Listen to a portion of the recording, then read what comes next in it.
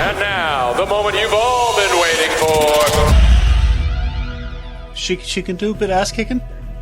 She's no rocket scientist, but she's not dumb. Why She's does it not sound dumb. like you're insulting her? I know. Even though you're complimenting her, it sounds like you're insulting her. Still sounds like I should get pissed off at you now, even though. Patronizing it like she should. It is actually.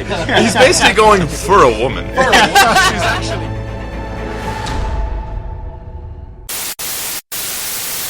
Good evening and welcome to Is It a Bicycle, Season 8, Episode 1, the original and bestest ever TV and movie podcast. My name is Stephen Wrigley and I'll be your host for this evening.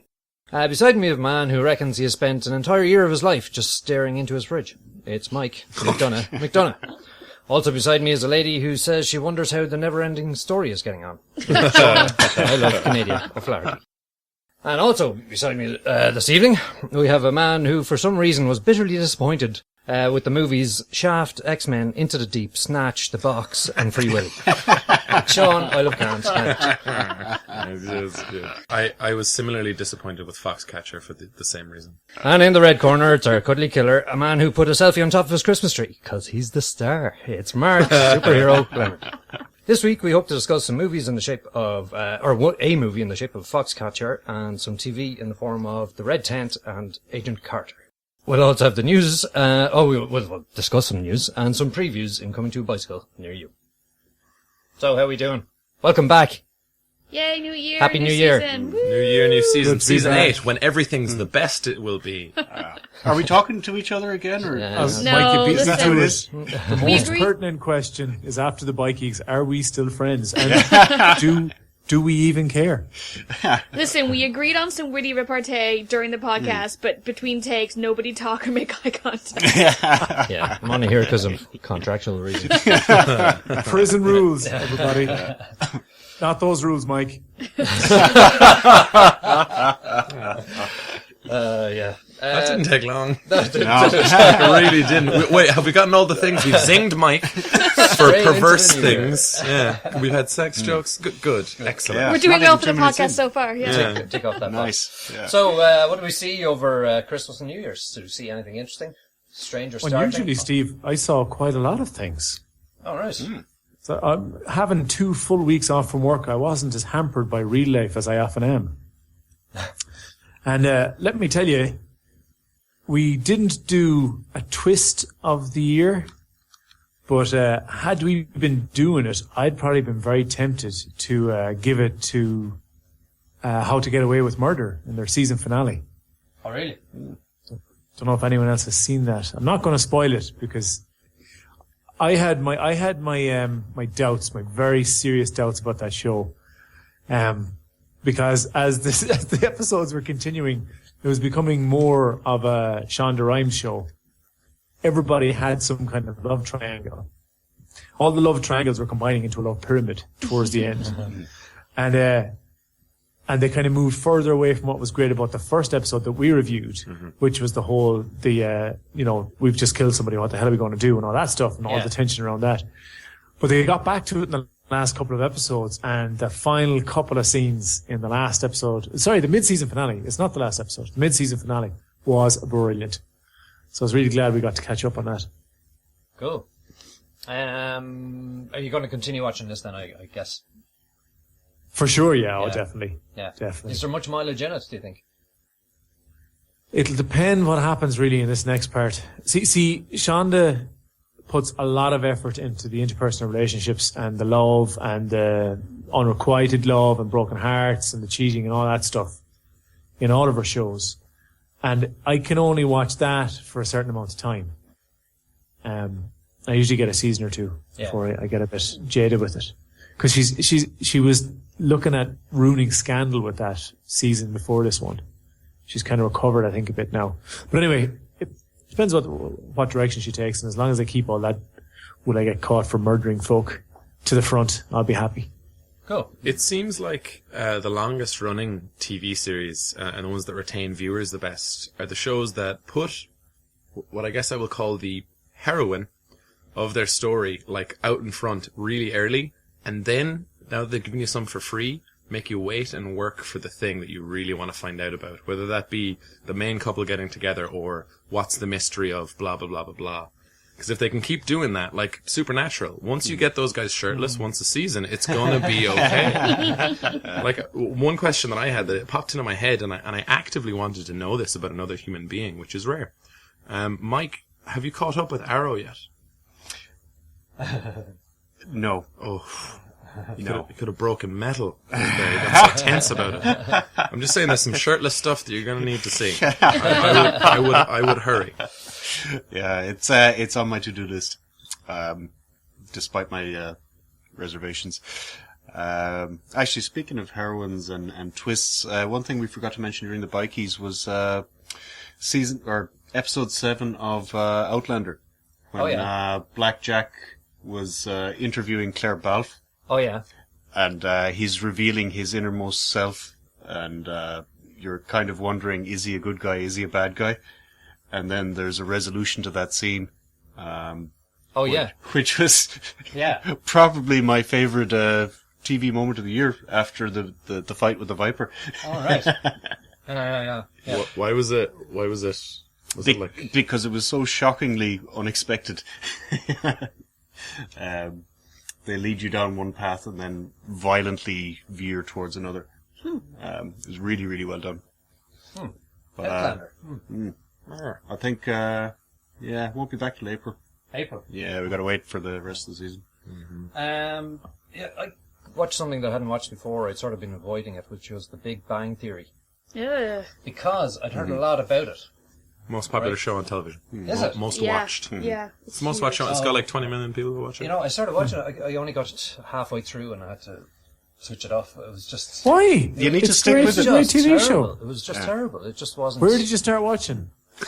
What do you mean? Start? The first episode. No, one. I have no idea what episode it was. Well, there's your problem right there. Is it not? It looks like a sitcom that you can just pick up and dip in and out of. Almost nothing has changed, in fairness. There's no plot. Yeah, it is kind of They've disposable. changed girlfriends or jobs or something. Oh, Big Bang Theory heathens. But no, Mark, I've seen 7 seasons of it. They're right. well, then, I don't know about the storylines then, but the jokes were just awful. And they weren't jokes, and it was very And forced. there's camp it's laughter, just, isn't there? Yeah, terrible. Yeah. And that's just not my thing. I was like, what is all the fuss about? But It just maybe kinda comes if you're across. into that genre, let's say, maybe it's brilliant. Do you know what's your problem, Steve? You were popular at school, weren't you? No. And you had friends as well, so you can't empathise with any of the people on the show. Yeah. No, it's great. Some of the monologues that Sheldon goes on are just hilarious. I really like it. I watched a couple of seasons straight, and now I watch an episode when it's on. Because, let's face it, I do a fucking podcast every week. There's no time. But no, I think it's really good. I really like all their geek humour.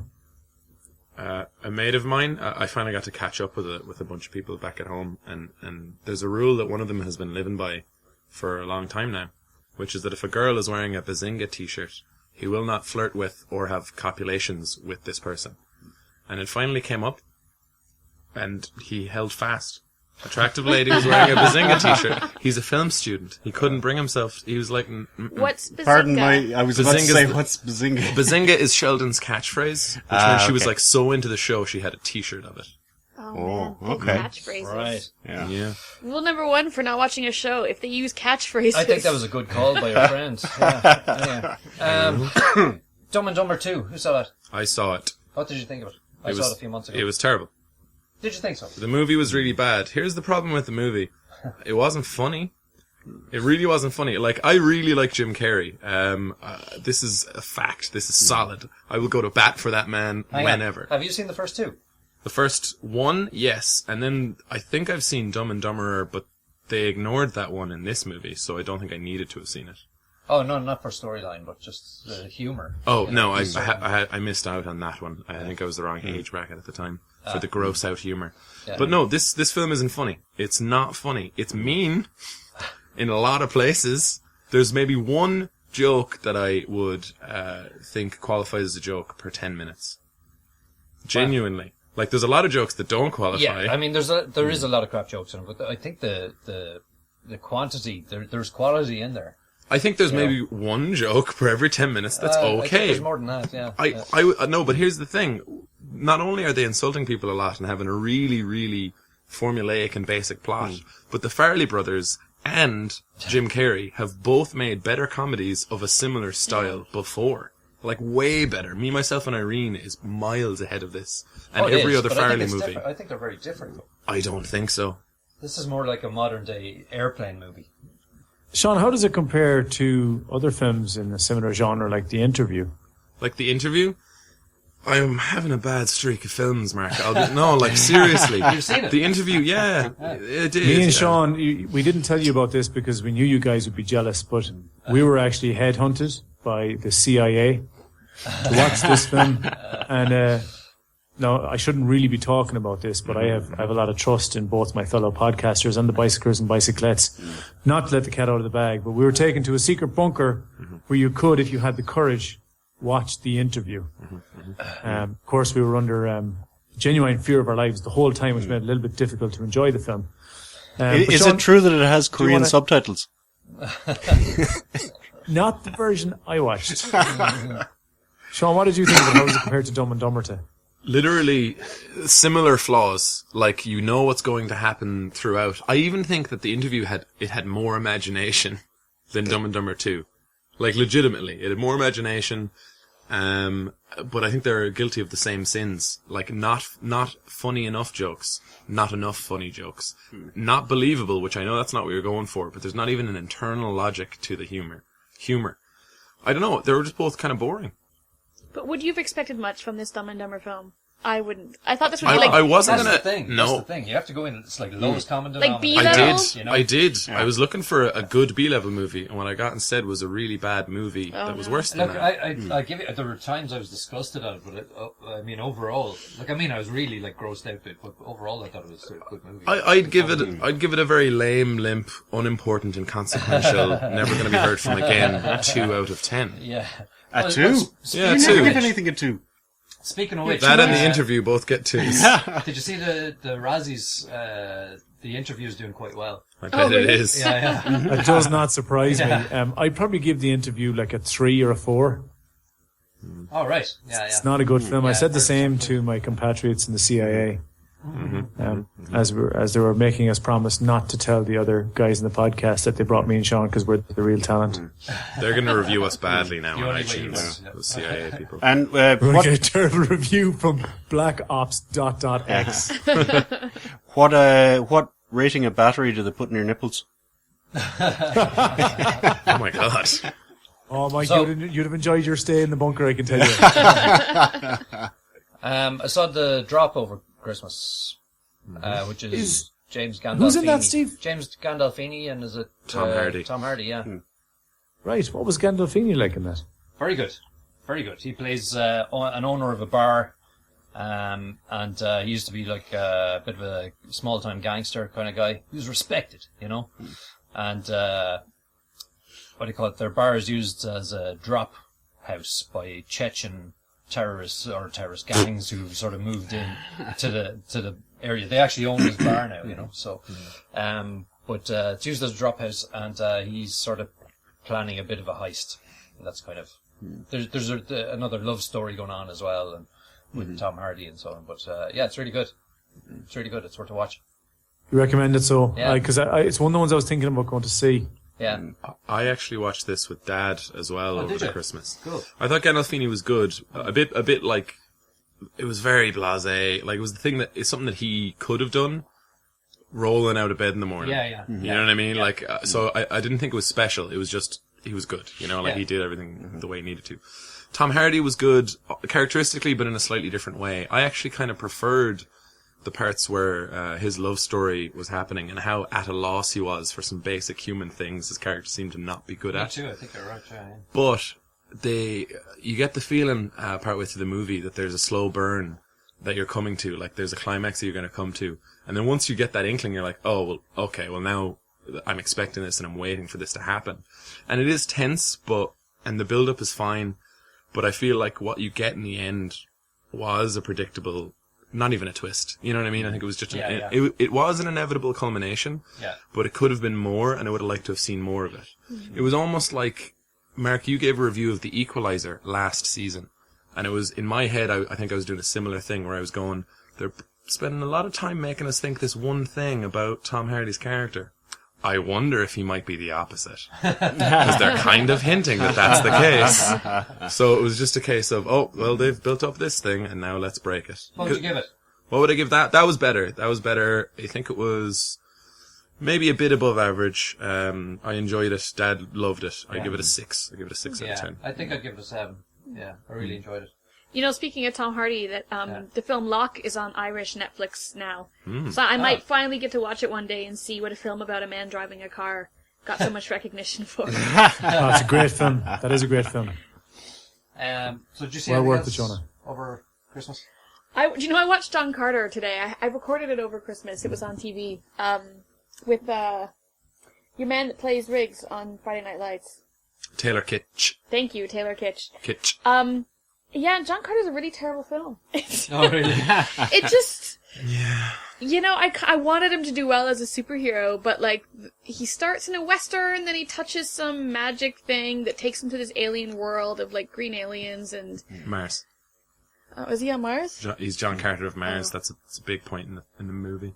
I should say I was working while I was watching this. It didn't get my full attention. Don't tell anyone.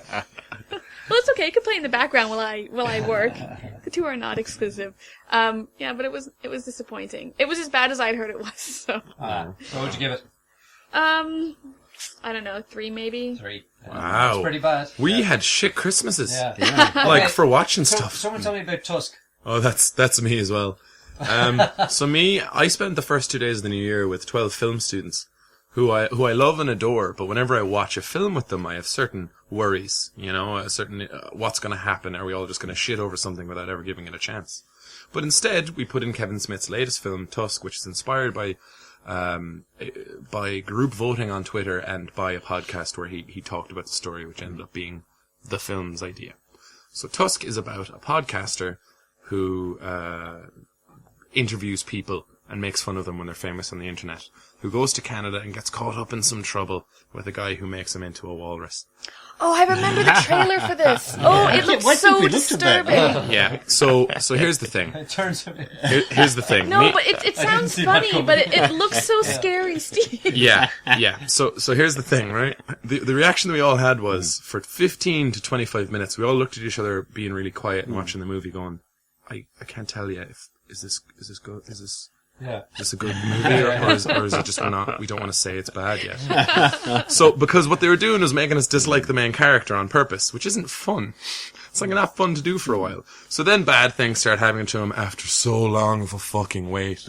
The scene, there's no editing at all in the movie. There's literally just, at one point, Johnny Depp, by the way, Johnny Depp's in it.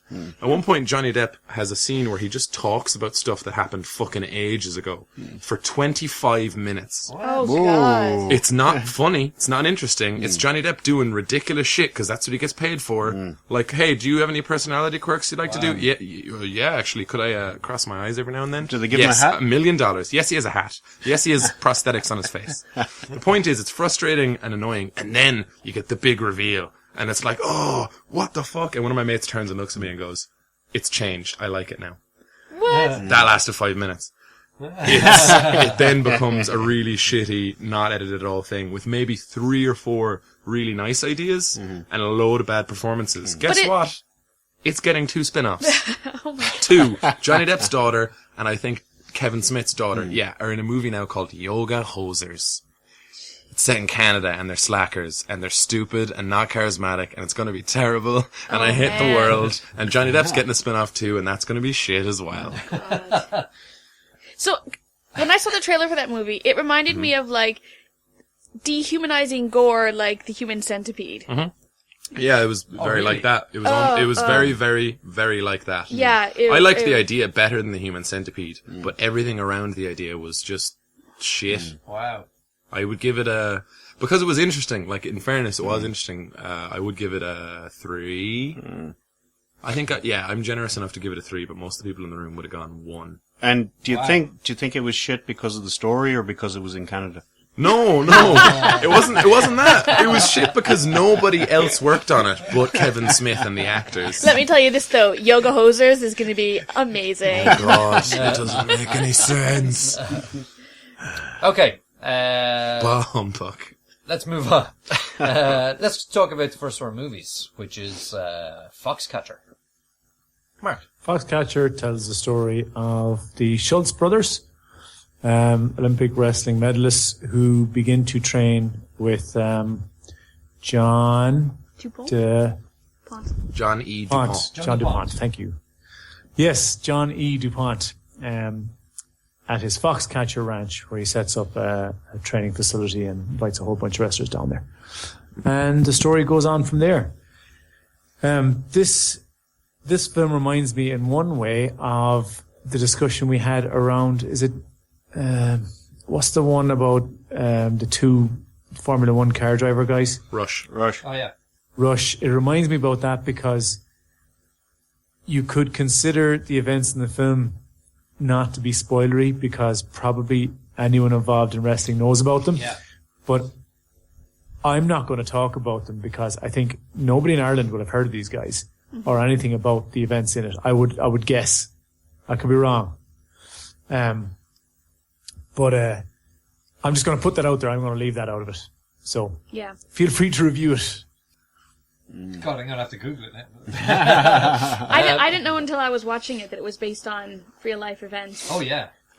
So you didn't see the opening sequence when it said based on a true story. She was at work, man. Wait. When they say that, they mean it? Apparently my perception skills are not doing well these days. I need more time So to recover from I Christmas. knew about what had happened. I knew the story. I'd actually seen one of the brothers fight. And I actually went back and watched it again So did I. today to make sure Yeah. that's who I was thinking of. Yeah. And yep, that was the guy.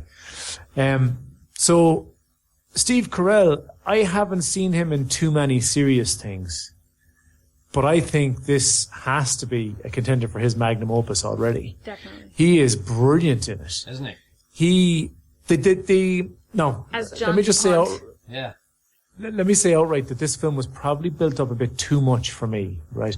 I enjoyed it, but I don't think it's the greatest thing ever to hit the silver screen either. But I did think Carell was amazing. They did this thing where they tried to maintain a kind of a menace, a pervading menace around DuPont's character, despite the fact that he's kind of a clumsy buffoon with major self-esteem issues. And I thought Carell did that really, really well. Today, when I had a couple of free minutes, I watched, there's a film that features in the film quite prominently. It's a kind of a documentary about DuPont that's made at some point during the story. Yeah. And that's a real film. I watched a couple of clips from it today. And when you see the real John E. DuPont and compare him with Carell, oh my God, he did such a great job of aping his mannerisms. Because there's one scene in particular where DuPont is walking through the wrestling gym, and Carell did the same thing a couple of times, and I was like, that's exactly how he walked. So I think he was one of the standouts for me. Well, let me let somebody else have a go. It's funny that you talk about their walk, Mark, because I thought Channing Tatum playing Mark Schultz and Steve Carell's walk, both of them walked in a manner that was different from how I've seen them walk as other characters. And I didn't know that I knew anything about how a person walked until I saw them walking in this film, and I'm like, wow, they've studied a walk. I don't know what their real character, or what the real people that they're based on walked like, but just watching them walk, you could tell this was an affected walk meant to study the original. I believe Mark's was, in my head, it was a wrestling walk. Like in my head, Yeah. where his arms were and stuff. Yeah, it's It was kind of he like, couldn't get out I'm of that so pose. strong, I kind of walk with this awkward gait because I'm all bulk and exactly. have no flexibility in my joints kind of thing. Mixed with the small amount of self-esteem issues in both Channing Tatum and Steve Carell's character. How This about- weird kind of Yeah. hulking. How about Mark Ruffalo? Love that guy. Wasn't he brilliant? He was really good. Yeah. No, I do. For me, no, he's my guy who can do no wrong at the minute. Yeah. And he was brilliant in this as the guy that everyone loves. Yeah. Yeah. The only guy who actually has a life that's working. Yeah. Yeah. And who has his voice changed so completely as well, even though it didn't. It's still his voice. It's just it seems so different. And what I really liked was that when he would do things, they just seemed so normal. compared to everything else that was happening. Like, there's a scene where he picks up the phone and calls his brother. And he goes, "Hey, how are you? Like, what are you doing right now?" And he's literally just asking a guy, like, "What are you doing right now? Because I haven't seen you in a while. I want to know." And Channing Tatum reacts in so closed off way, and he like puts down the phone, and it's like, this is really just really awkward. Yeah. This is a real awkward thing. Yeah. I thought Mark Ruffalo he was very good at just letting things work around him as well as acting. But Yeah. go ahead. Sorry, I thought it was amazing to think like he did Begin Again. 6 months ago, 8 months ago? Yeah. Where he's, an overweight, middle-aged music producer. Yeah. And suddenly he's believable as an Olympic level wrestler, And that, my friends, is acting. Do you guys want to comment on the wrestling and how believable it was / looked? Yes, I do. I was very impressed. Yeah? Yeah, some of the moves were just fantastic, and they didn't look Karate Kiddish. They actually looked like real guys could do this, really. Yeah. At least from my perspective. Yeah. I thought it was really good. Same here. I'm sure Mark will have a stronger opinion on this. Because he'll I know do more have about opinions. about the I do have opinions, Steve. technicalities of what we were looking at. No, it was pretty good. So I watched the fights of Mark Schultz again. I watched a bunch of interviews about Mark Schultz. I'll talk about that in a minute. But when Tatum was wrestling, he favoured the kind of double leg shot that Schultz did. So they definitely got the strategy right. Schultz worked with him on his entries and the way he liked to throw those moves. So they were very close. The only problem I had with some of the wrestling was the intensity was down a bit. But it's a film at the end of the day. It's not going to be exactly as it is, except for films like Rocky. Most movies don't capture the way the sports really are. That was a joke about boxing. So what do you think, Mike? What's your opinion on this? Well, I was going to love this from the start, because anything with boxing or wrestling, there, done. Right, It's an easy sell for me. What about the story, Mike? The story. Yeah. Well, I'm kind of stuck on what I can say. Right. Because Wouldn't of it what be great is. to be on a podcast where you're allowed to spoil things? The story I really, really, really enjoyed. But I was mindful while I was really enjoying it that other people might not like it because they're not into the sport. Yeah. But I think that's it's sort of negated by the story. A bit like Rush and a bit like Senna was. Maybe. Because I wouldn't be the biggest fan of what I call the high school wrestling. But you do watch UFC and stuff, so you're kind of predicated towards combat sports or whatever, of whatever ilk they are. So to have somebody that just fucking hates sports to come in and watch this movie, I don't know how they'd react. Well, I don't hate sports necessarily, and I was interested in the wrestling portions of the film. Genuinely. But you've wrestled. I was going to Shaun there because she presumly hasn't wrestled. Have you? I heard Shaun. I heard Shaun We too. both heard Shaun when you said. No, he was No, looking I- for his I favourite said brother. Shona. That would be me. Oh, but Shaun loves Yes. wrestling. It's the wrong person. Yeah, I like wrestling. But I will you say, like- actually, you like no. freestyle? Since you're coming to me for thoughts on the sport aspect of the film, for me, the middle bit dragged just a little bit because you get from the beginning. I mean, there is intensity in this kind of in the music that they have playing from the very opening. The and so it's creepy. And even though people may not be doing creepy things, creepy bad things are going to happen. I mean, the tone of the movie early on makes that clear. But then it takes a long time to get into that creepiness, and so you're just left with a lot of wrestling, which was enjoyable, but for me, the middle was sagged a little bit because of that. There's actually there was 3-hour edits of this shown at film festivals. Oh wow! Which I think Jesus.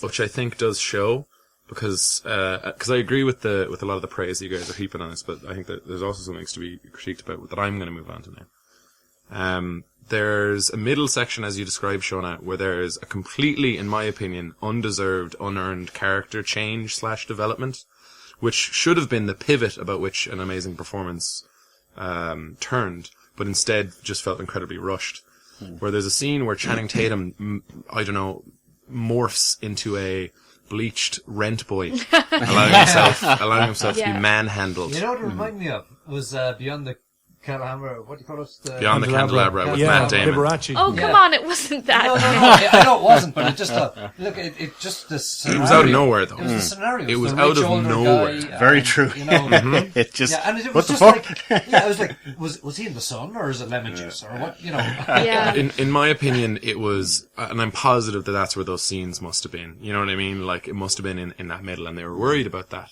But I would have rathered have watched something like the actual moments of a relationship that has been built up so much breaking down, rather than just a jump. I think that was a bad choice, which I had a body reaction to that. Where I literally went, fuck. Like I went, fuck that. Like, cause then the whole thing that I'd been invested in for so long in the first hour and whatever of the movie was now the thing I was no longer attached to, rather than it being, this is what you're attached to now, this is broken, now you're attached to the breaking. It was really just, we skipped over it, great. So, that for me wasn't great. One other compliment for it though. Let me just put this out there. Maybe it was standing in for memory lapse, given what else was going on at the time. Like the drugs and stuff. Yeah, I think that would be a great explanation. Like he just fucking woke up one morning and was like, holy shit, how did that happen? I think that would be the kind of explanation that maybe like the director of it or whatever could come up with. Yeah. But I think it's bullshit. Yeah, And also isn't that interesting. most of the movie isn't shown through his perspective. I mean, I think it's trying to be, I think it's trying to be, you know, fly on the wall. Yeah. So I think it's kind of a lazy explanation to say that maybe it's reflecting his time lapse because the film isn't really doing his It's not perception. him. Okay, Yeah. I see what you That's mean. Yeah, okay. my own 2 cents anyway. What I noticed was that they used space very well. Like there were times when it was just Channing Tatum in an empty room doing things, or even outside or whatever, and that was done pretty well throughout. But I don't think very often. So the vast majority of scenes where wrestling happens, people talk about upcoming wrestling. Which is not to say that there weren't good scenes in it, but it was somewhat repetitive. And what I actually thought of wasn't Rush. It was a movie similar to The Master with Joaquin Phoenix and Philip Seymour Hoffman. And as much as I like the performances in this movie, pale in comparison, in my opinion, to mentor-mentee relationship like the one shown in The Master. Like it was literally, and that's because the characters are also quieter. The characters themselves emote less. But maybe film the stories where people emote more. Like legitimately, that's where I was going in my head. I was like, I'm kind of not bored, but it was like hurry on. I felt that the pacing was either off or I wanted them to focus on other things. Yeah, I'd agree. So yeah. I did really like the parallel can't live up to you story. With DuPont and his mom and younger Schutz and older Schutz. Just give me some praise. Yeah. Just love me. For fuck's sake, I'm doing my best here, you know. 100 likes on Facebook, that guy. Yeah, that was pretty sad. That side of it, all right. Yeah. There were certain times when I was thinking of, Norman Bates. Yeah. Mother. Do you like my gym, mother? Also, and I know it's based on a true story, so they can't be blamed for that, right? But that was really cliche. It was like, What? Wait a minute. The whole side of the story? no, the idea that The whole fact that it was true. no. I get that it's a true story, so it can't be blamed for that. But it was really cliche. The entire thing of he's kind of creepy and he's groping a man. Oh, it's because his mother. I get it. It's because his relationship with his mother, and now he's gay, and that's a bad thing. I get it. And it was just a thing that we see a lot to make characters creepy. I didn't get that at all. What, you think he was gay? Yeah, I didn't get the gayness out of it either. No, there was What about when he dry rides him no, at night time? That's just wrestling, They're man. supposed to be wrestling, yeah. There was a bit of a montage, all right, where they're like putting their heads in together. The Rent Boy sequence. Yeah. Literally, there was a Rent Boy sequence that they rushed. That was the only time I thought, art? Nah. No, not Yeah, but I think, like you can take that a couple different ways. I don't think that. And this is what set Mark off on Twitter, right? The actual Mark Schultz. Yeah. Oh yeah, tell us about this. Yeah. Yeah, so I watched an interview with him today where he was on Inside MMA with Bas Rutten, and he was talking about how much he loved the movie. And then people started to go, hey, wait a minute. That bit that the guys in Is It a Bicycle are talking about, doesn't that kind of mean that he was breaking in your back doors? And then, Shaun, I think you spotted this story today. Yeah, it was just the fact that critics talked about this as an undertone, which like I was fine with for the scenes that we saw in it, like were fairly gripping. But Mark Schultz felt his legacy was being despoiled. Any homosexual relationship or undertones to any of the relationships in the movie, he thought were essentially wrong and doing damage to his legacy.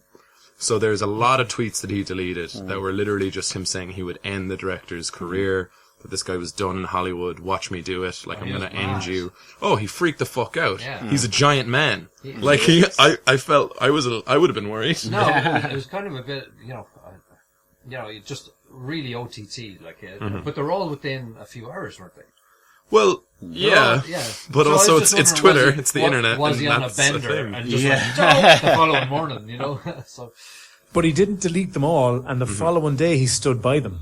Oh, really? That's true. He as I was looking at news articles today about it, and they were going, okay, you got cross because you got some feedback about the film that you thought reflected badly on you. How do you feel today? He was like, the same, man. I hate that fucking movie. He said that, which is a bit sad. He said that the scenes that were in it were things that happened, but that the relationships were completely fictional for the movie, which I think is interesting because who gets to decide? Well, if one of the aims of a true story movie is to be true to life, then the person who lived it going, that's wrong, is kind of damning. But then you have to realize that he also has a book that he had written for him. That he had a book that he wrote called Foxcatcher, like the true story of blah, blah, blah, blah, blah. So I understand that it might behoove him to also go, well, if you want the real story, read my book. Right. I don't think it was all a marketing ploy, though.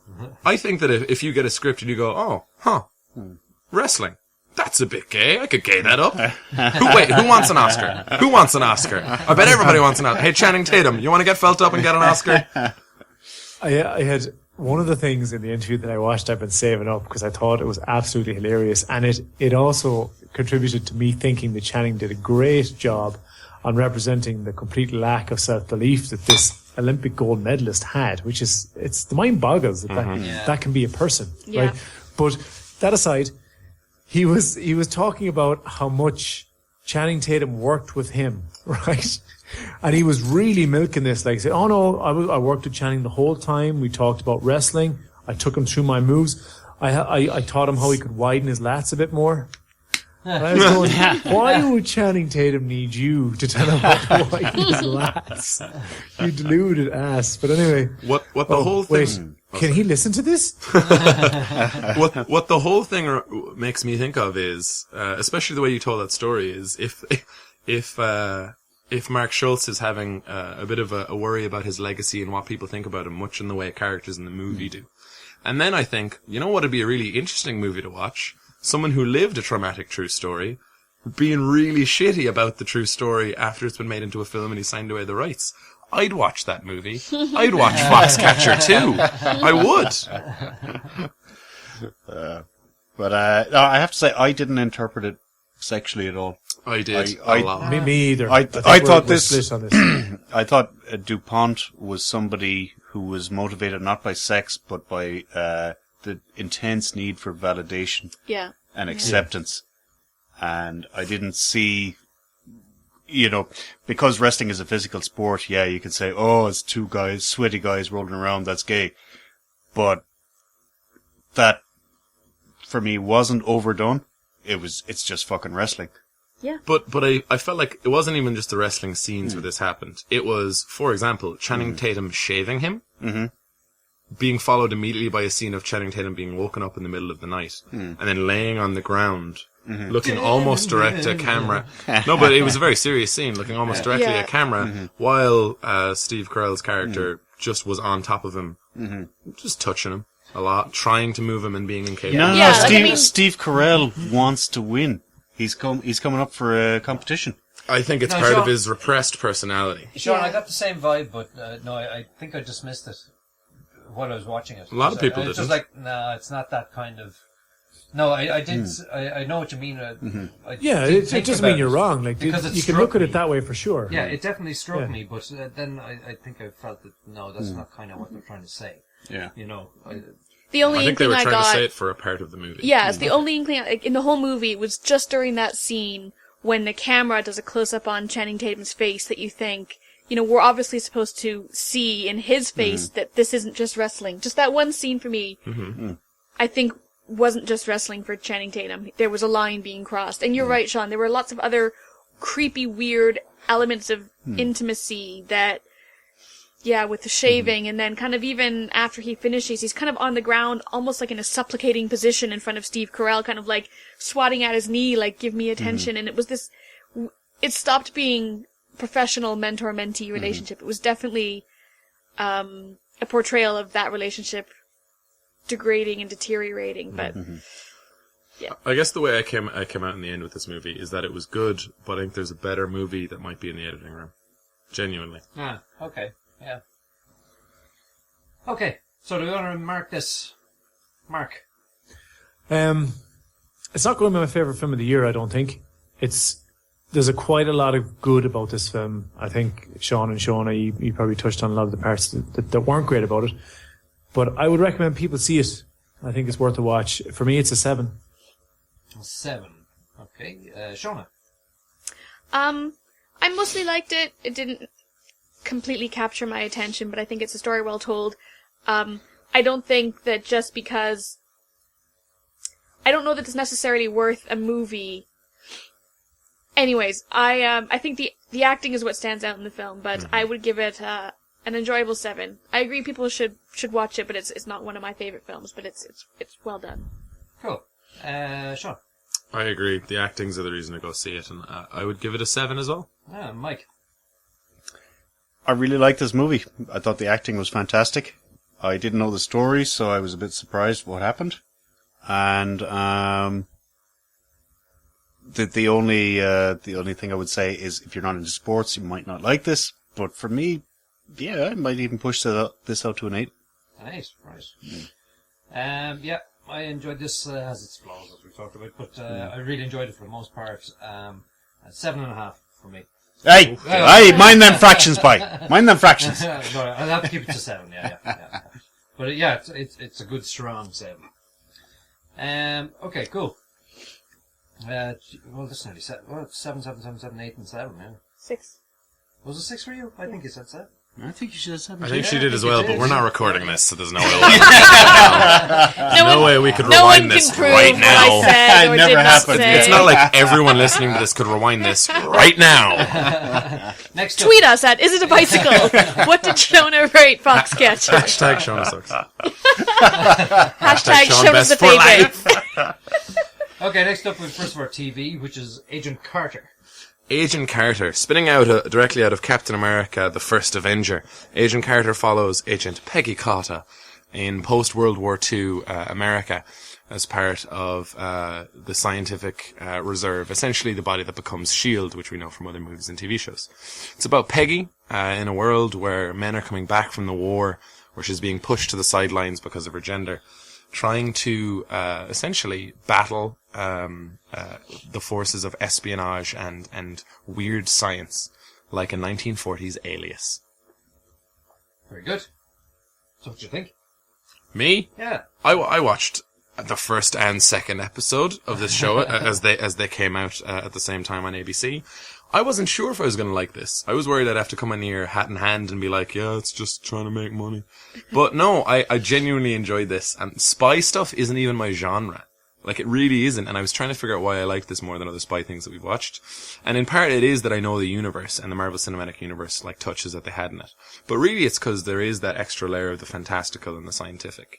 I thought that Peggy's character was well drawn frequently. I thought they gave her a lot of moments that I really went, okay, like, I like this. And she wasn't, like, chewing the scenery. Like, in fairness, a lot of the Marvel character actors do. And I was engaged in what was going on. frequently about like whatever the mysteries were and about the double agent life that she's leading. And there is a bit of an old zip, bang, pow to this show. Yeah, definitely. Which I genuinely appreciated. And the setting, I actually liked the setting, which I'm usually just like 1940s. We've done that, haven't we? Haven't we done that? Like literally in real life. But no, I thought that it added to it, the designs of the cars. And I loved Jarvis. Thought that was interesting. I thought there was a few really great lines and stuff for him. Sherry at 7. Oh, yeah. Yeah, genuinely, I liked him. And I really like that one of the things that the season's exploring is Tony Stark's dad, Howard Stark, played by Dominic Cooper. How much of a dickhead is he? I like that's one of the threads they're exploring. You see that? That's really expensive. And I don't know if you guys know this, but it's an 8-episode season. Oh, right. They have a story to tell and they're going to do that and they're done. And it was ordered full season beforehand. Like it was literally a big swing. It was like, do a season of that. We don't need to see a pilot. Just go do it. Which is, it's a big thing. It's a big thing I to do. started this thinking it would be another, what was it, Agents of S.H.I.E.L.D. type style, but it's not. It's a much more mature production, I think. It's a different demographic they're aiming for. And I thought it was going to be a lot of sort of Flash type thing, you know, like the Flash, Like the Flash, yeah. like superhero stuff. And there isn't so far, which is great. And I do like the Stark stuff because it's maybe not possible, but probable. You know, you know, it's not too much of a stretch. You know, The science in it isn't that big thing, yeah. I agree. I was really engaged in it. I was quite surprised at how engaged I was, and really interested to see what was going to happen. It zips along, doesn't really it? does, yeah. That's something that's paced well, And actually. herself watched it with me, and this really wouldn't be her bag, like at all. And she was like, "Is this?" I was like, "Oh yeah, there's 20 minutes left. Is this a movie?" And I went, "No, TV series." Wow. There you go. Maybe that's the Miniseries element. Like, I think I'll watch more of this as well. So, we loved it. We absolutely loved it. If you said you think this is aimed at maybe a different demographic than Marvel Agents of S.H.I.E.L.D., do you think people who like Agents of S.H.I.E.L.D. then won't like this? No. Well, no, no. maybe the other way around. What I would also say is that Peggy Carter has guest starred twice on Agents of S.H.I.E.L.D. in flashbacks. Yeah. So they definitely want both audiences crossover. for both. Right. But I think it's very slightly different. Yeah. She's really good, actually. She really is. Haley Atwell. Very well. Did you see this? I didn't know. Oh, okay. Who saw this? I saw this. I know. I Tell want us, to Mike. see it. This is very strange. Because normally, on the few occasions when they give a female a lead role in a show, Oh, no. they are either Wait for it. A, really, really good at kicking ass, or B, really, really smart. But Peggy Carter is kind of in the middle. She's both. She can do a bit of ass kicking. She's no rocket scientist, but she's not dumb. Why She's does it not sound dumb. like you're insulting her? Even though you're complimenting her, it sounds like you're insulting her. Still sounds like I should get pissed off at you now, even though... Patronizing. Like she should. It is actually. He's basically going for a woman. She's actually good at beating people. For a woman, she's not a is- rocket scientist, but not bad. I think This it's- is the I thing. think This is we what expect it networks from- do. Exactly. This is I the know what kind you're of saying. crap that networks give us over and over again, and this is something a little bit different. This character might actually have something to say to us. Wow. Holy shit! That, by the way, is another reason to hate The Big Bang Theory, because that blonde chick in that show is just an insult. Okay, as you were, Mike, continue. Yeah. And speaking of hair colours, I think there's an actual hierarchy of intelligence in Hollywood. Oh, God. Like, Okay. if you're female, red hair, you're smart and feisty. Brown hair, you're smart and really not that interesting. Sultry. I thought brown hair was the sultry type. Yeah. And then blonde hair, well, you might be smart, but that's just by accident. If you're looking for a soft psychiatry, we have it here on the Is It a Bicycle couch. I hope Owen Wilson doesn't listen. Yeah. So this is just how, the film and TV industry works. I didn't make it. I just watch it. But you're saying that this isn't that. No, this is You're something. saying it's not the stereotype, is that it? Yeah, they've kind of gone for a little anti-stereotype here, and I kind of enjoyed it because of that. because as soon as it said Marvel, I said, Jesus fucking Christ. You know? Another fucking spin-off, Jesus. But this was interesting. You had, the Stark granddad? Dad? Just the dad, Howard. Just the dad. Yeah. And no sign of any superheroes except, like, fleeting. So it's a bit like, what was that Gotham thing we watched? Yeah. Gotham. Only good. Gotham. Only good, he says. Yeah. So, despite my, initial reservations, I kind of like this. Yeah. Yeah. Mark. I don't know what TV show you guys Yeah. are watching. No way. Oh, wow. No way. It's not the one I saw. Wow. Oh my God. Shona, you have let me down so badly. I don't know if we can continue to be almost friends after the bikies. My favorite brother, back in the position. This show spent about 25 of its 50 or so minutes telling me about how tough women had it in the 40s. And I was watching it there going, oh, Shona's going to eat this stuff up. She's going to come on and she's going to be so overly feisty about how terrible it was. Feisty because I'm a redhead, right? That's right. Yeah, that's what I was getting at, yeah. So I'm a little bit disappointed because I thought I was going to be completely locking swords with you here about Sorry, this. I know it was a time issue, but listen, I'll do my homework, and then next time I'm on the podcast and I come to the Is It a Bicycle Studios, I will have done my research, and we can fight then in the What Did You Watch This Week category of the show. Cool. Sounds good. Sounds good. Right. Excellent. Yeah. Ding, So ding. then- My money's on Shona. Yeah, that's probably fair enough. but anyway, my opinion on the episode. Now, I only watched the first episode. I love Marvel Agents of S.H.I.E.L.D. I think it's a really good show. I didn't really enjoy this. I thought it was doing something that we've seen done a lot in recent years, which was talking about women's struggle for equality. We've seen that done in a bunch of shows we reviewed in this podcast. Thought it was done better on those.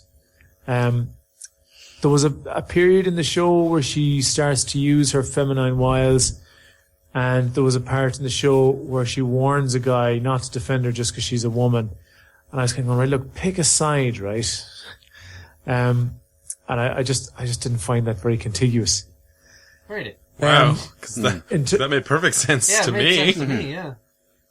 It didn't to me, you know.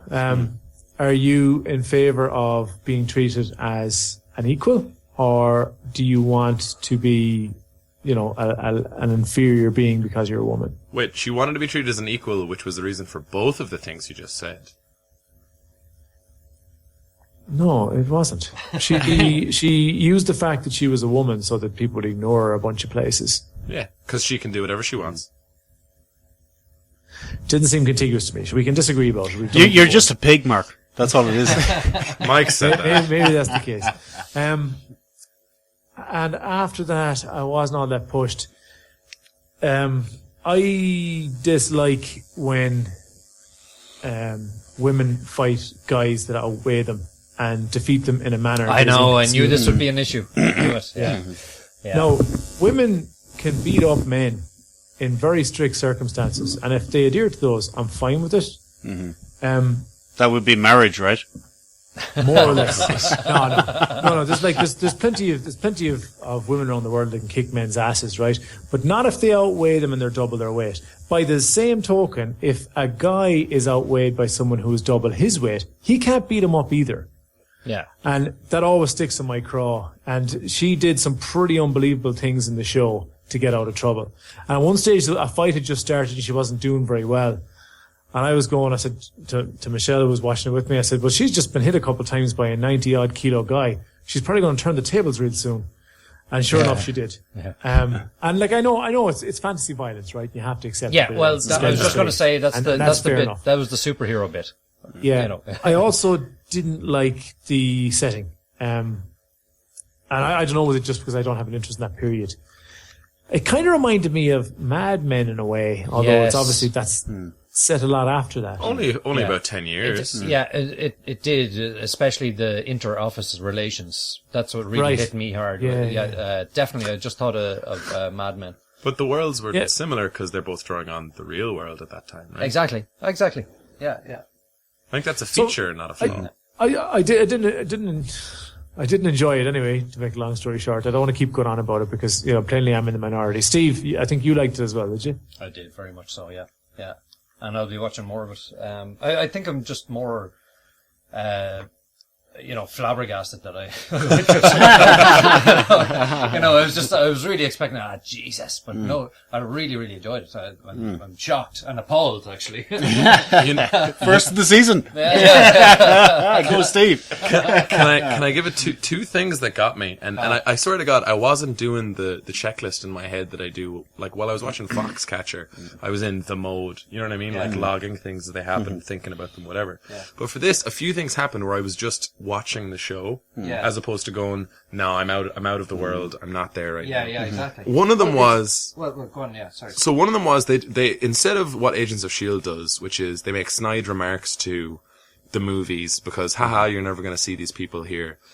Agent Carter just embraced it. This comes directly from Captain America time. So it opens with Captain America, and I was like, that's a bold move. Mm-hmm. And they went straight, and they made it a feature. They really did. And they went straight into Peggy Carter walking against a sea of men in black suits with black hats, wearing the red, white, and blue. Like, she was basically in a superhero outfit. I think that's what I meant. Like, it's more mature than the other show, Agents of S.H.I.E.L.D. Just that they don't have those references. They don't need to play on anything.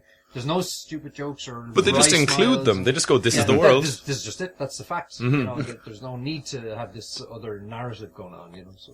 And that scene with the hat, I was thinking Schindler's List.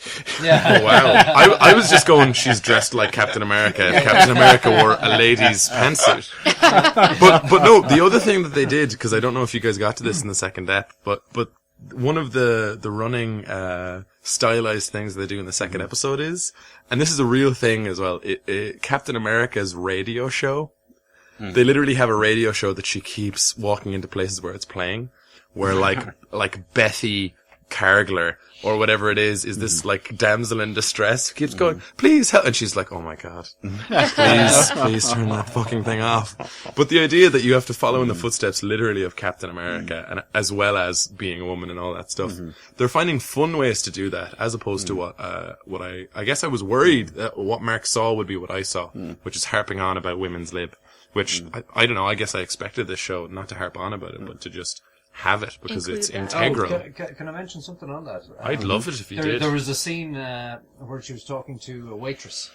Yeah, Angie. Angie, and she had just been treated, I don't know, Poorly by a customer. very badly by a male customer. Misogynistically. But yeah, exactly. And but they had a very interesting discussion that was all analogy. It was just one analogy after another, and it was brilliant. And they knew exactly what they're saying. And, it was cool. The writing is polished, which Agents of S.H.I.E.L.D. did not have in its first half, at least of its first season. Okay, what the thriller for me. Mike? Yeah, I'm going to thriller this out. Thriller me too. Mark? Filler for me, I'm afraid. Sorry to dissent. Sorry, I didn't get that. I think the connection's cut. Shaun, you'll come back to us, yeah? Yeah, I promise to do my homework and I will let you know what I think. Season 8, Episode 2, Agent Carter Smackdown. I'd say right now we could probably guess my reaction being something along the lines of, the story of women's struggle and equality not boring me so much, and me being proud to see women kick people's asses, but I'll watch it first. But are we not done with that now? We've had at least 3 shows about it, so women's lib is done, right? Everything's equal? We can stop fighting for equal rights now, yeah. Good, finally. So much effort, God, right? Yeah. you guys are always on about zombies, it. Jesus. Right, so next up we have second of our TV, which is The Red Tent. It's based on Anita Demont's best-selling novel, story of 12 tribes of Israel, and it's told through the eyes of Jacob's daughter, Dinah. Whose story went untold for a long time, and I can see why. Oh, really? Whose fault is this? Whose fault Whose is fault this? is this? Here we was go. mine. Yeah, Lifetime movie, everybody. Lifetime a Lifetime movie. movie. Part 1 of 2. Jesus Come Christ. on, Okay, Jesus. Mark, tear into it there. Wait, hold on. Why I think do we we should have to say that, Steve, you said it was based on something, but what you should have just said, it was based on the Bible. This is a Bible No, it's the story. deleted scenes from the Bible, Deleted right? The stuff that scenes. didn't make the cut. Actually, From the this is Bible. got a lot of criticism for not being anything like what's in the Bible. The Bible? Yeah. I haven't read the Bible. I get so a lot of criticism for that as well. I came from evolution as opposed to being handed down directly from our Lord and Savior. Mark. Come on. No, I didn't enjoy this. I thought this was probably worse than watching paint dry. If the paint was a good colour and maybe a matte sheen to it, then I would sooner watch that. There was a whole load of characters, lots of characters. There were relationships, and there was a little bit of conflict. And when they checked those boxes, they recycled them. They did that again, and I found it completely uninteresting. Apart from going, Sir Jorah Mormont, I believe. Yes. Morena Baccarin. That was the only thing that made me even slightly interested. So no, this is exactly the kind of stuff I don't like watching. And it was so meandering. You know that they're making the Silmarillion into a film next in The Lord of the Rings. I thought they couldn't do that without the permission of the Tolkiens.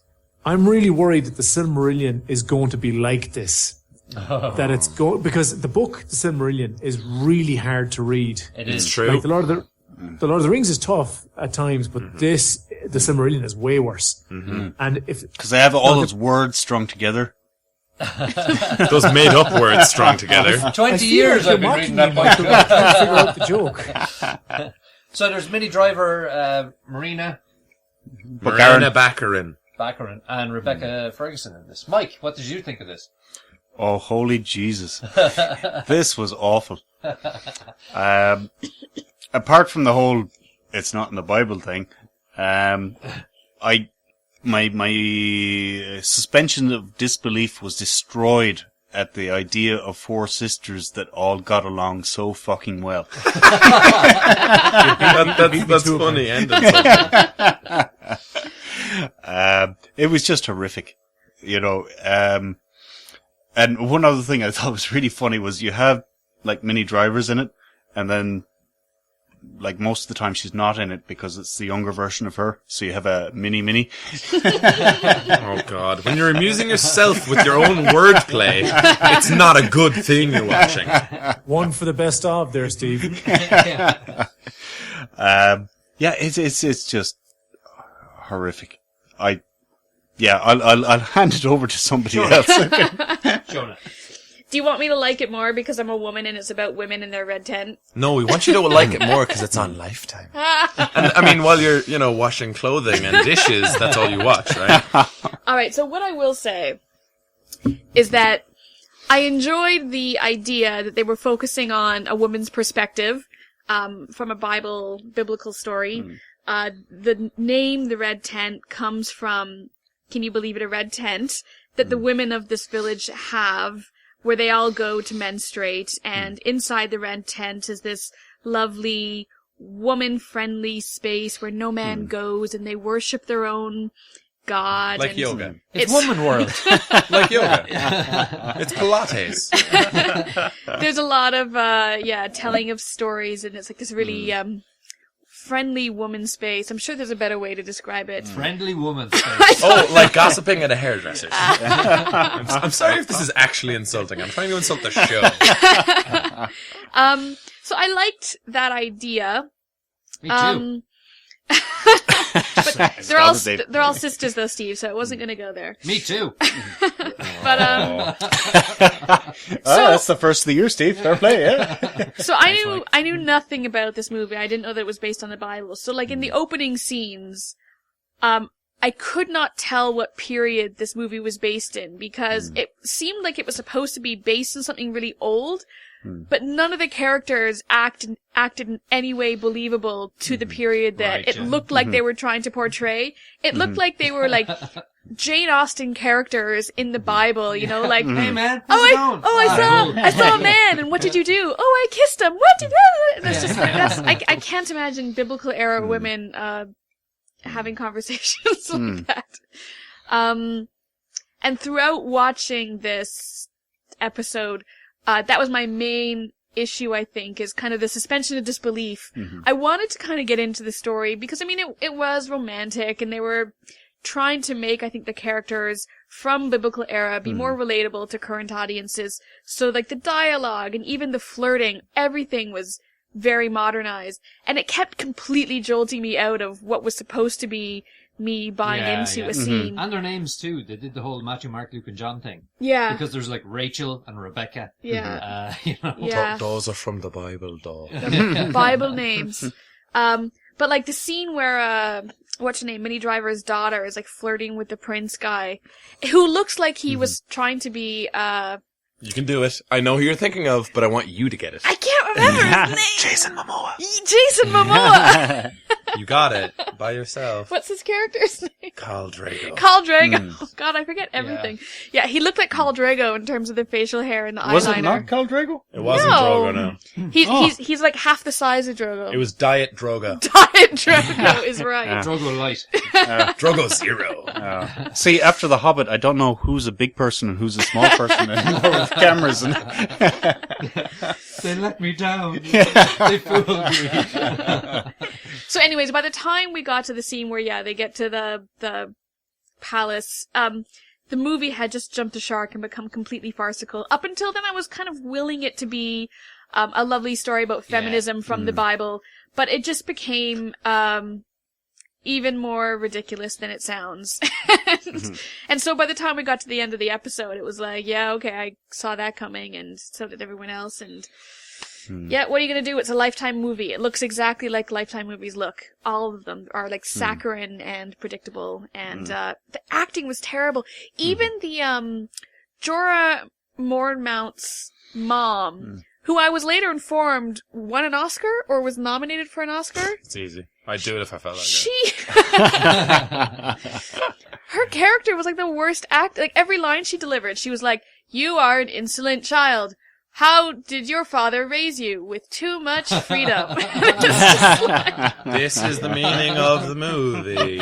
Those are my lines now. I'm the bad one. Yeah. Then the baby Jesus was born in the stable, but there's no room at the inn. So. It's true, though. It's exactly like... It became a Christmas pageant, yeah. It's like when they roll in the telly on the little tray with wheels, because you're about to learn something about the Bible. I'm going to try and give a review of this movie that makes someone lose their job because they deserve to. Okay, so this was not a movie. This was a 2-part miniseries, which is code for not good enough for a movie, but definitely not going to get more than 2 episodes ever. So let's make it a 2-part miniseries. It had the exact same soundtrack as the 1999 or 2001 video game Pools of Radiance: Runes of Myth Draenor, which was the same one song over and there's a desert. Look at the desert. Luckily, there's a voiceover to tell you everything that's happening, even though it's really fucking obvious, and no one leaves the same 3 areas in the desert fucking ever. The characters aren't characters. There's this person's gonna do a mean thing, and then will we deal with them? Nah. And then they do that scene a couple more times, and then someone deals with them, and it's like, yeah, progression. Wrong, no. Nobody's character changes at any point. People kiss each other, and it doesn't fucking matter. Someone can see the future, and that's not interesting somehow. It's ridiculous. The red tent, not only is it a terrible name for something, it's also a terrible place to both be and to witness people being. This is not good. I wouldn't mind having a tent or a cave every time I had my period. I wouldn't have to deal with anything. It would just be like, leave me alone. I'd rather have been in a tent menstruating than watch this. Seriously, the red tent, even if it was a tent that was only red because of that primeval atavistic blood, I would rather have been there than watch this thing. No one should ever care about the Bible again because of this. I think that Christianity and all of the religions might as well just give up. This wasn't in the fucking Bible. I can understand why they made that cut. If I had to pick between this and Leviticus, Leviticus goes in. And now I understand why Leviticus is there. I have to agree with everything you've said so far. No resounding review from you, Steve? No, you know, it wasn't even fine. It was just, it wasn't even like, yeah, it was grand. It wasn't a total waste of an hour. It wasn't that good. It was almost laughable, but not laughable enough. But I have it on good authority that the next episode is at least twice as good. So maybe it's average. Yeah. So anyway, it was a very pretty time. Nope.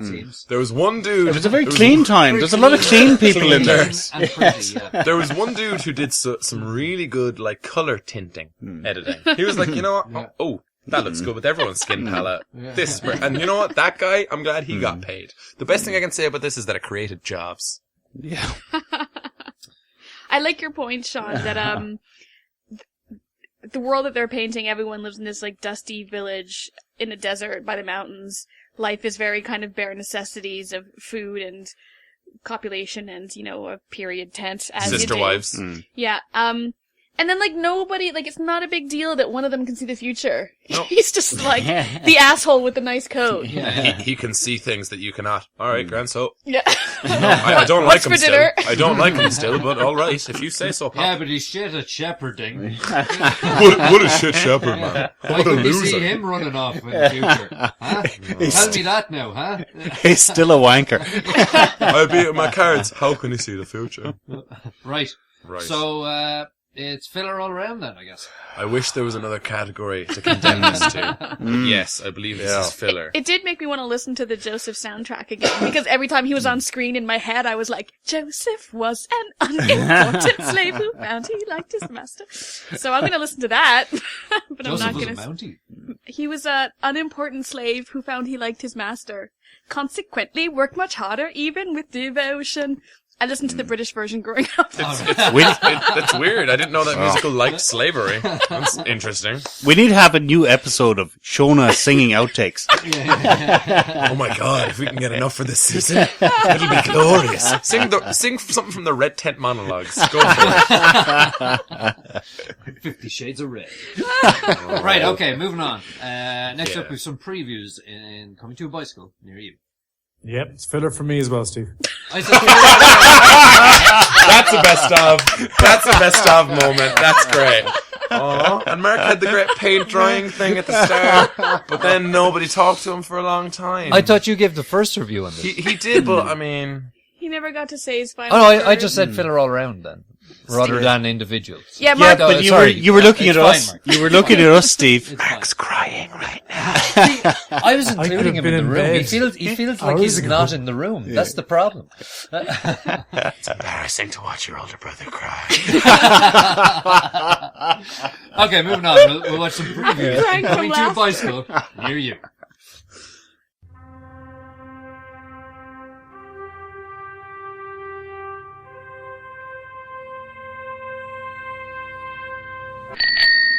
Okay, the first one. Ant-Man. What a cock tease. of a trailer. yeah. So Ant-Man opens with Michael Douglas, who in this movie is the original Ant-Man, essentially talking to someone he wants to be his protege / replacement. Mm-hmm. But you only get up to like they're talking. You don't really actually get to see anything about it.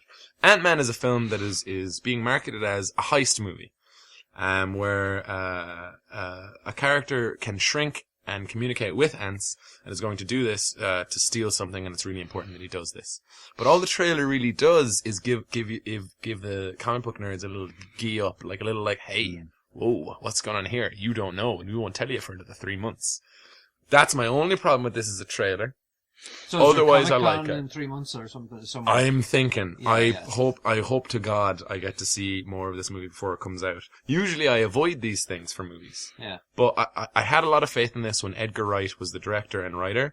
And since he stepped down and somebody else stepped in, there's a little bit of worry about it. But what I will say is the one thing we do know is that it focuses on Paul Rudd playing a kind of acerbic, I guess, reluctant hero who's really just in this for his daughter. And that's not something we've seen from the Marvel Universe before. And I genuinely think that the Marvel Disney team are going to be able to do a very affecting story about a guy who's just trying to save a world for his one daughter rather than I'm a good person. So I'm excited to see that. A guy who's a criminal, turned hero. I'm excited, but I don't think the trailer was great. What do you think, Shauna?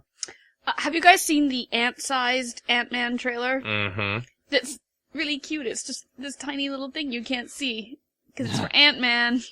It was the teaser for the teaser. It was good. And the poster uses a similar thing where it's just a lot of white space. It says Ant-Man at the bottom, and there's like a fleck in the middle of the page that you're supposed to assume, I guess, is Ant-Man.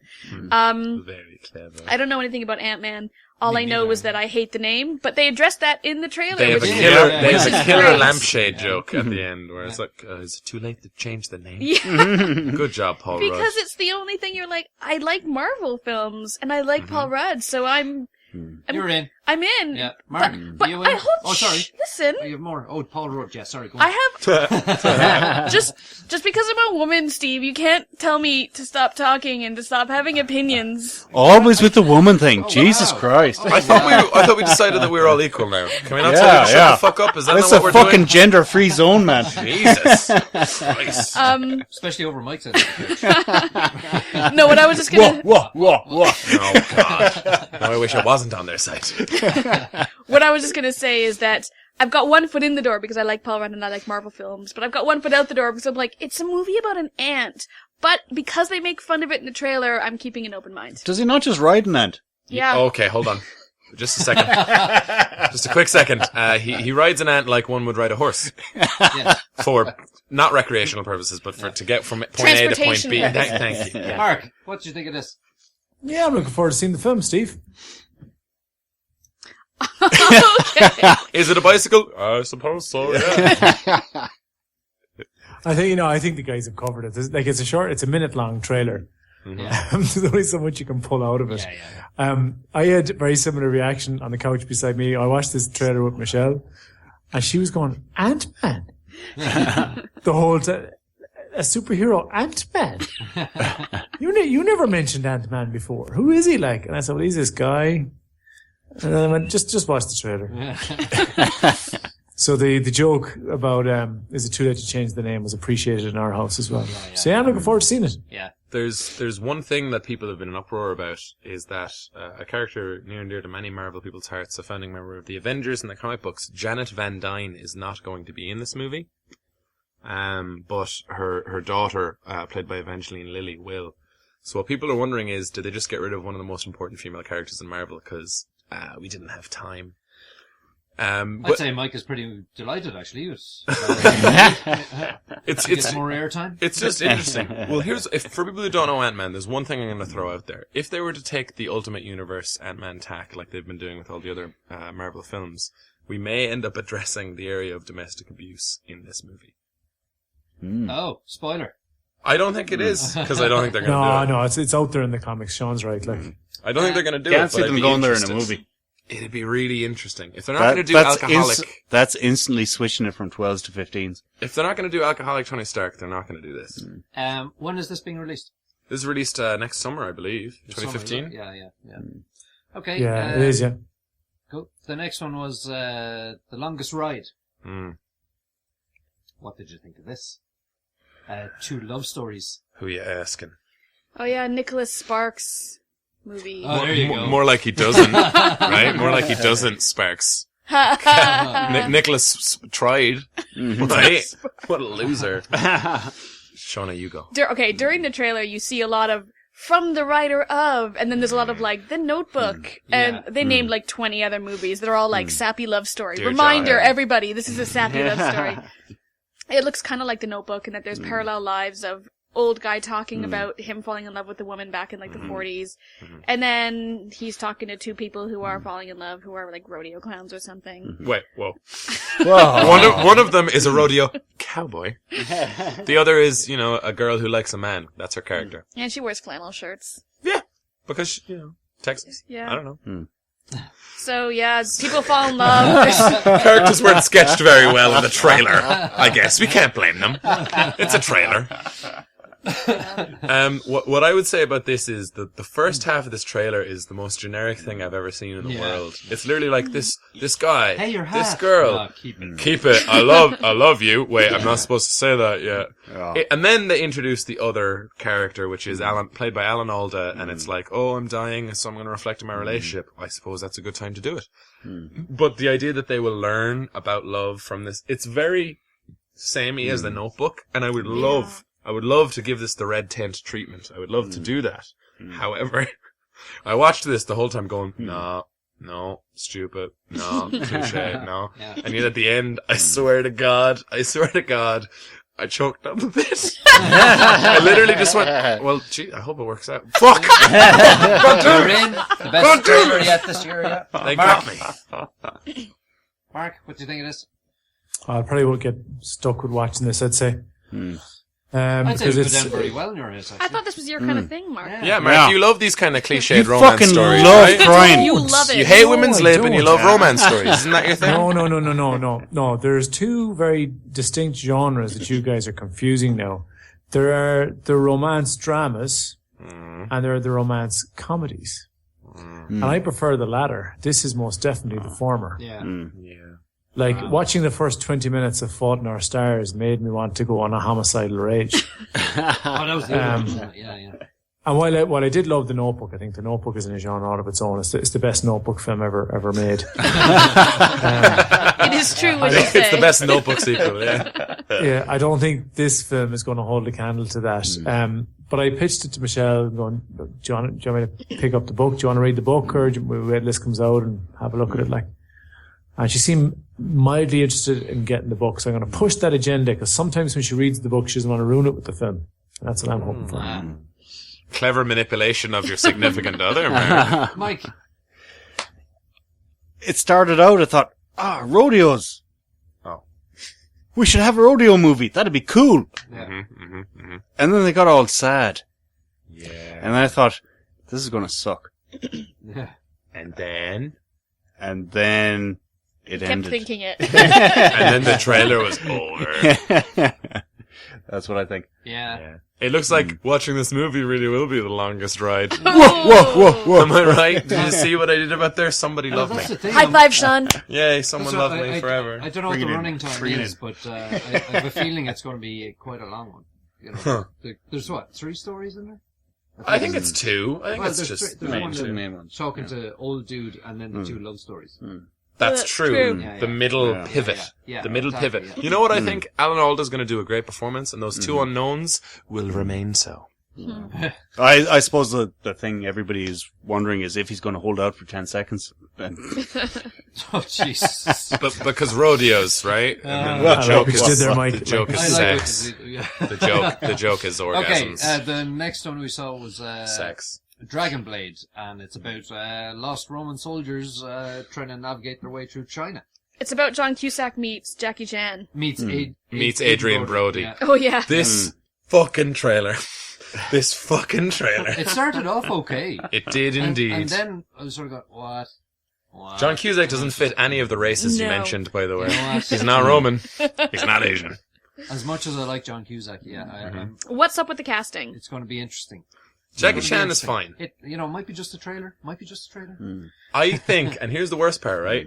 This movie will try very hard to be a serious epic, when it could have been a really great Jackie Chan action, just fuck whatever the fuck, just have a bunch of people fighting who are amazing. Yeah.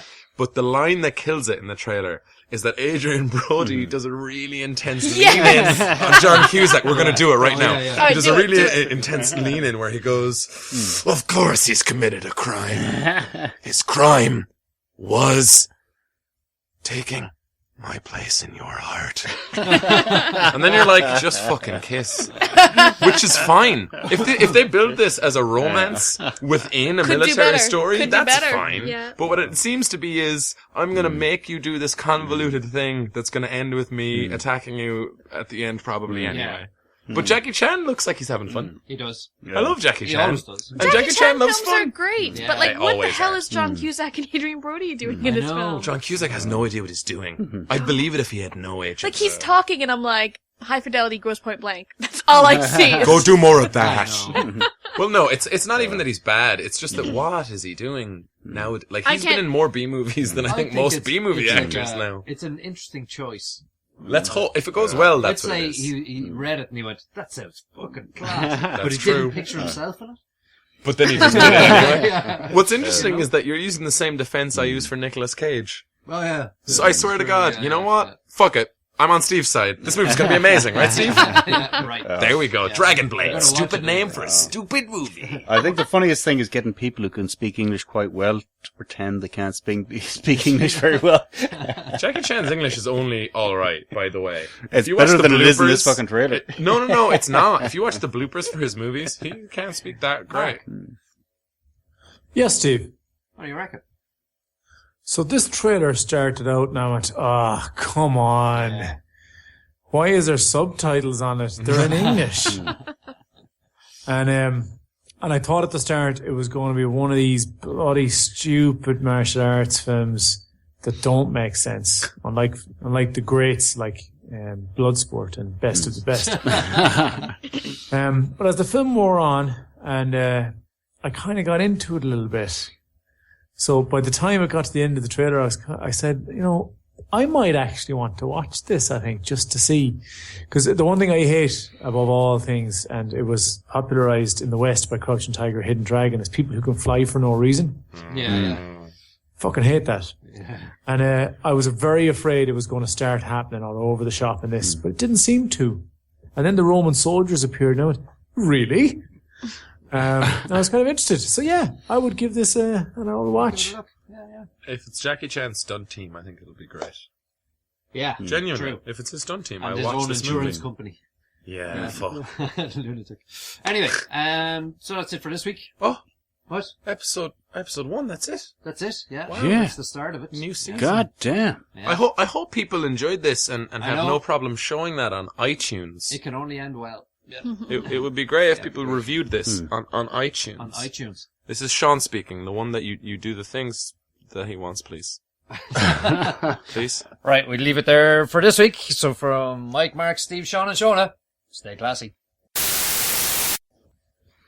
I like the way you group the letters. You have the M's and the S's. Yeah, that's and he has nice. himself as the middle pivot. practice that. Mike, Mark, Steve, Shaun, Shauna. Yeah. I like